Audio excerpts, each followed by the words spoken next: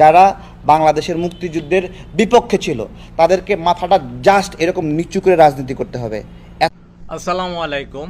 বর্তমানে কিন্তু সময়টা সবার জন্যই খারাপ যাইতেছে, তবে বড় বড় রাজনৈতিক যে দলগুলো আছে সেই দলের নেতাকর্মীও যারা আছে তারাও কিন্তু বর্তমানে বাংলাদেশের যে সত্য কথাটা ওই কথাটা কিন্তু বলার চেষ্টা করে না।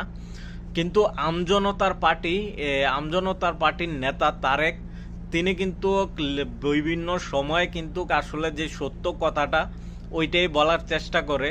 যদিও আমজনতা পার্টিটা তত একটা বড় না, তারপরেও কিন্তু বিভিন্ন সময় অনলাইনের ভিতরে লিগ্যাল যে বক্তব্যটা, লিগ্যাল যে বিষয়টা ওই বিষয়টাই তুলে ধরার চেষ্টা করে।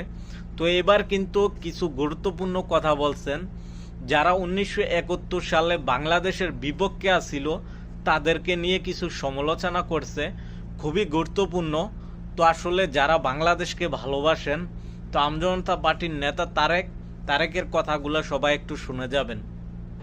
যারা বাংলাদেশের মুক্তিযুদ্ধের বিপক্ষে ছিল তাদেরকে মাথাটা জাস্ট এরকম নিচু করে রাজনীতি করতে হবে। এত মাথা সোজা করতে পারবেন না। যেই বাংলাদেশ আপনারা চাননি সেই বাংলাদেশ শাসন করার মতো মাথা তুলে দাঁড়াবেন না আপনারা। এটা যায় না আপনাদের সাথে, এটা আপনাদের মনে রাখতে